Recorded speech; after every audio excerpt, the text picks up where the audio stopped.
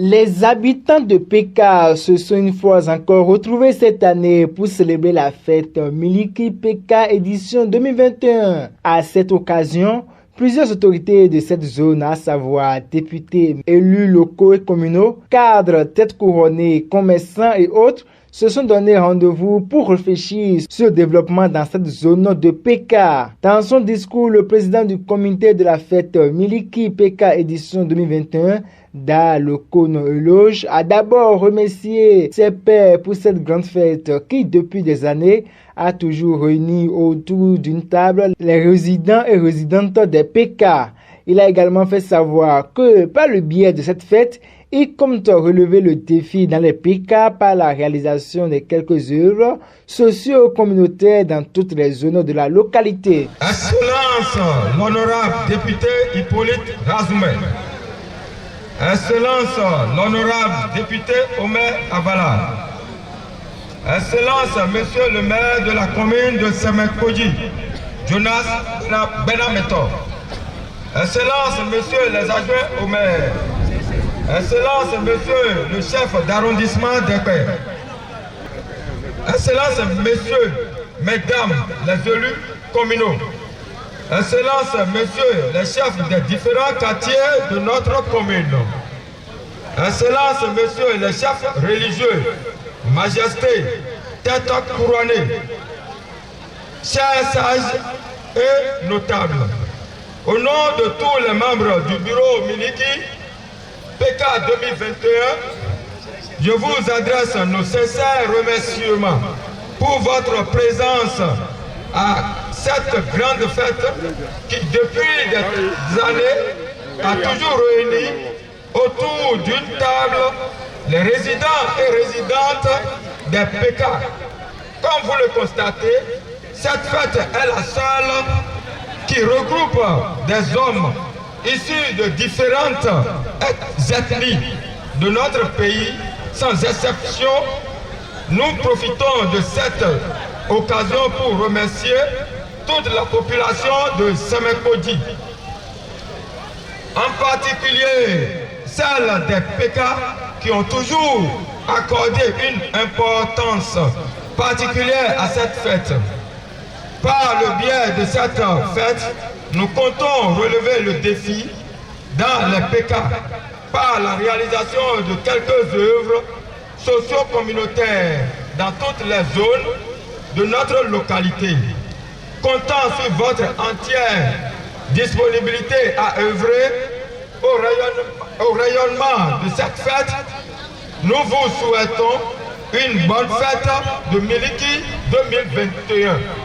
Vive les Péka, vive la commune de Semekoji, vive le Bénin. Je vous remercie. On applaudit le chef président du comité d'organisation. Voilà, les membres du comité d'organisation. Tout le coup, mais nous français, il faut que nous et donc nous, mais pas chez nous, mais pour le semaine, quoi, j'ai à quatre les billes, alors les quoi, là, il suivant Dalo Kono Eloge qui s'exprime en langue Kou pour plus de précision. Dalo Kono Eloge, président Miliki 2021. On le commet codé dans le était Miliki quoi. Miliki là, eh ben, to ayobeme, eh ben, okwe, ayadjenu, ouais Miliki. Donc, le minop Miliki 2021 là, eh ben, là, okwe de yimbo, mais, okwe vi, mais, non vi comme là, abi, famille de, okwe de trophy de bois tinto Péka leme. Mina no po, blando, bla jaya to mideme.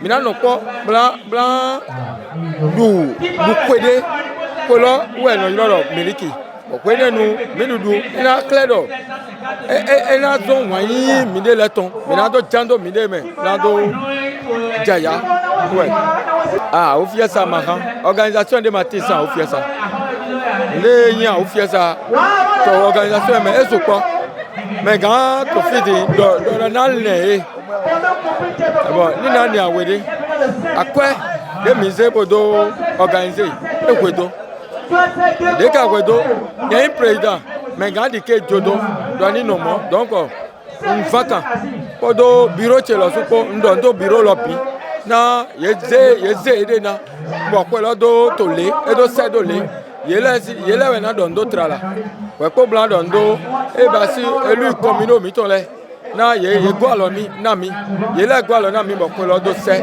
odo jemile zindo komi to me otode we zindo de mi be ne komi to me otode we tinto fidea kabi nde mi do na se plan matérialiser kwelo na neto yi chance ko table ko banko we mi na be na école de kabi nde pepe mi gambe na église we école we mi na se plan to be na ba ina doka miliki 2021 ina doka na bo mi la lo so na do moro mi na don de kolome ni ko nwa we we pe mi na ko nwa we lo do fide na do claro miliki 2021 e be ile non ene we so bo mi do be si do e de mi do blanco se do we ke akuro na no ko ni kalko mi to ko yi mi to na yo gigo mi to na yo ti jo wa akuro na dona e to no le dona to e ma ran to mi ule me dona to e do me dona mi to no le mi na dona si ba me so lo me so ta e mi na to ta so me mo ko me de pepe na ba si me na do mi na so ta mi le ma do de me akuro na ta so me mo ko na mi akuro na ya fun ko na mi to gan yo lo me donc nde ndo bu na do we no do akuro ni ta wa da fun to shondo ni kalko mi to e tin do kolome na mi ton mi ni mo yi ko isa ne mi mo yi ko isa bo mo asombo wa mo do mi to me le na fa mo do me fa comme na fa bon mi na se mi de egbe wan quand akulo to na bla meko mi na no po bo. À sa suite, quelques membres du comité d'organisation et participants à cette édition Miliki PK 2021 se disent satisfaits de cette fête. Ils se prononcent ici et livrent leurs impressions. Suivons.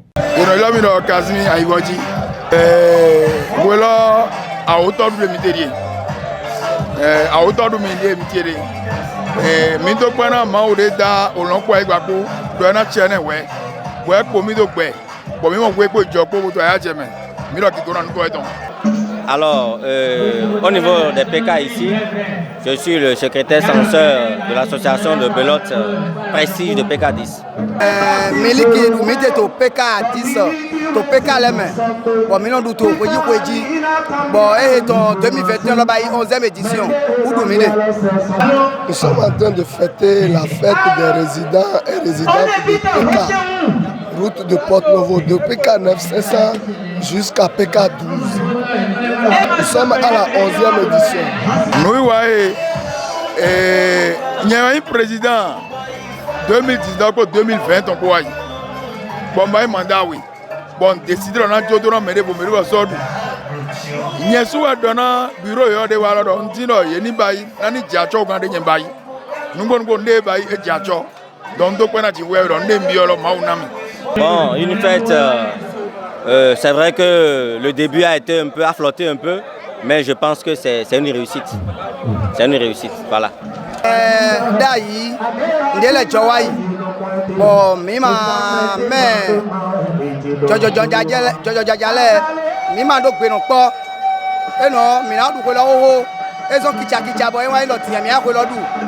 Bon, nous vivi na mi to ko lo mewe ilo. Mi ya wu se gbe do aloko mi dele. Bon, ko lo eje yeyi. Do dayi ko lo san me mi no du ko lo te. E lo be so mi nu. Mi ga do mo lo. Eje na mi be so 20 heures. Na me ma je na no san me le, ni mo so kan wa. We vivi na mi wa ilo. Mi ma yun do ko lo na do kukunle. Na o je la oyi. Do ko lo. Me mi to pe na ji we ka wu ko ji peto. La comparaison que nous avons fait, la différence est que il y a chaque année il y a des changements. Il y a des changements parce qu'il y a une équipe qui passe la main à une autre. Et la nouvelle équipe continue et rectifie quelquefois les failles de l'ancienne équipe.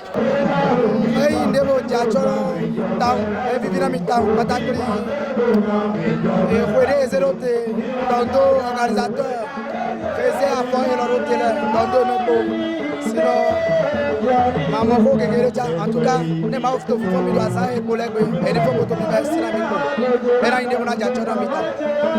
Non, il ne mérite pas. Et là, et Wabo a pris à Joassi. Et quand on est caca, mais le projet non protégé. Quand on a mis caca, à Palo, à partir de Wabo, et il ne peut vivre là-bas. Vous dites tant de mots, ouais, il y a que ça, des gens qui ont mal veillé, et il y a même veillé, nous comptons. Donc, ça va bon, et même quand ni me n'avons pas l'artiste dans le haut déboulé, mais vous voyez mon mec, l'artiste miton là, depuis quand le calais, c'est quoi de la calais à Miro, bon, moi personnellement, ce qui a été particulier pour cette participation, c'est l'organisation au niveau de notre club d'un tournoi donc de belote, un tournoi que le comité d'organisation de la fête a primé. Alors donc pour ce tournoi, nous avons mis en jeu les différentes équipes et en fin de compte, on a désigné 8 équipes pour aller à la demi-finale. Donc nous avons joué la finale tout à l'heure même ici. Et donc les 2 premières équipes ont été primées par le comité d'organisation de la fête Miliki des PK. Vraiment, je suis très comblé de joie. Très comblé de joie parce que nos autorités à différents niveaux, au haut niveau, nous ont reçus, on a discuté, ils nous ont donné des conseils. Nous avons aussi rencontré des sages du quartier, des sages des différents quartiers qui nous ont prodigué des conseils. Maintenant, je vois que les PK sont prêts maintenant à rester ensemble, à être un, unis. Ah, non, mais là, nous pouvons nous dire, et donc, on est déjà commis de paix. On est déjà aussi au Galéman. On a donc un PK aussi, Doméhole. Il n'y a pas besoin de nous. Donc, il y a même pas à domi. Pour en voler, nous t'attendons. Nous ne pouvons pas jouer. Nous ne pouvons pas jouer. Il y a même pas de la pointe, bon, à l'endroit de la population des PK, je dis déjà merci. Merci pour cette participation massive. Ce n'était pas évident parce que nous avons entendu pendant longtemps avant de constater la sortie donc, de cette population-là. Et je pense que c'est une belle initiative et je lance un appel que cette fête soit pérennisée, que les enfants de nos enfants puissent continuer donc à célébrer cette fête-là. Merci bien. Nous, minalo na PK simeleto, clé moi to mewaindo. Mini kwa do PK mawe. Na wehe. Wede wenyi. Bon basi o vi PK ton de pepe et ti to aja o to ayo. Ye na wa bo mi akwa do po bo na nyon mi dele. Na nu kon yi quartier mi to ton outou. Ce que je peux dire à l'endroit de toute la population de PK est que dans toute société, il y a des petits problèmes, mais ce qui nous unit est plus fort que ce qui nous divise. Concentrons-nous sur ce qui nous unit et oublions ce qui nous divise.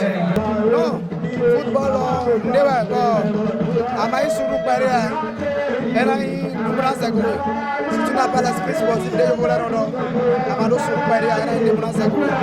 Avant, on doit équiper Thierry Nogo de la Mille en tant que capitaine. On doit président Tiassou. Et Nogo de la Mille pour Manjo Mizo Pompédé. Et Vivina Mitango, staff technique, coach Cédric, on doit venir en soutien. Dans les chroniques de la Soto, on a quoi dans le Bibassi, et Jaé Leme, et la Tchène Kata. Ils ont trop fait. Que Dieu les accompagne, puisque l'année prochaine, qu'on puisse se voir plus que ça, et que ce serait quelque chose d'ambiance et de paix, de joie. Ouais, c'est un peu ça. Prestations artistiques, démonstration de magie, danse, chant et réjouissance. Voilà le menu de cette fête Miliki PK édition 2021. Suivons plutôt.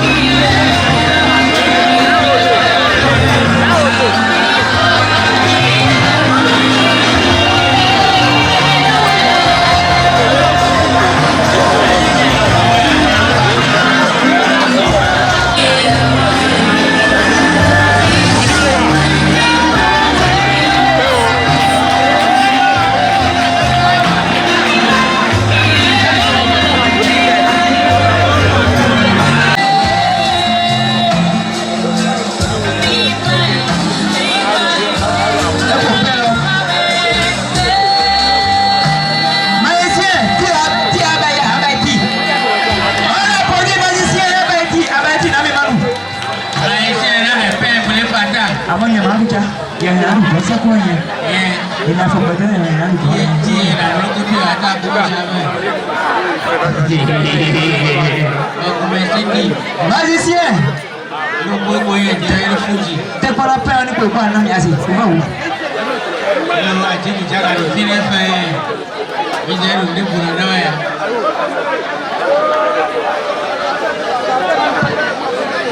Assez belle se prépare. Et vous l'avez dit, il est là, on va pétrer le tien. Eh oui. Pétrer la chose, assez belle, l'artiste depuis Cotonou se prépare. C'est l'artiste du président.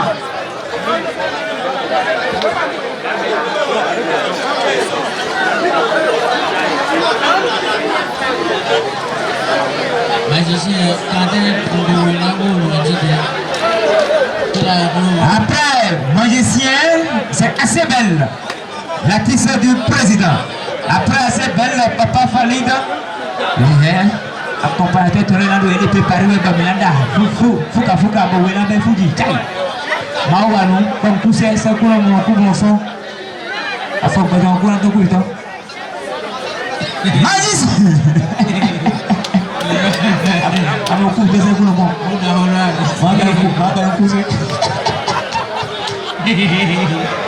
Magicien! Voilà! Lunda! Magicien, il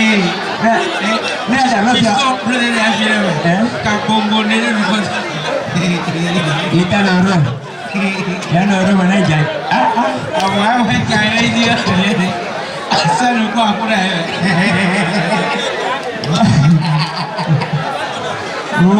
Qui a eu la magicien, on applaudit. Magicien, pour 1 minute. Et pour 1 minute. Qui a marre bien à cause. Aïe, tu vas m'en on tient les mots, on a payé un peu de ah, pas grillé d'ailleurs. On le fait grillé. On applaudit le président. Le président. Magicien. A dit qu'il y a mon nom, le président.